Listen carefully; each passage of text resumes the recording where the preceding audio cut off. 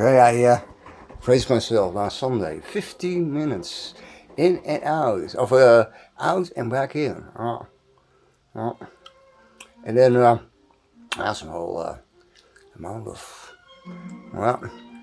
tough talk, about stupid luck, stupid people.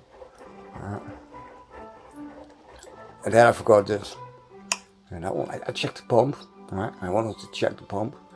And halfway bolting one of those out, those kind of screw bolts, and I hadn't connected electronic wiring to the pump. I stays in the same speech. If only one person fucks around with my things, then it'll be me.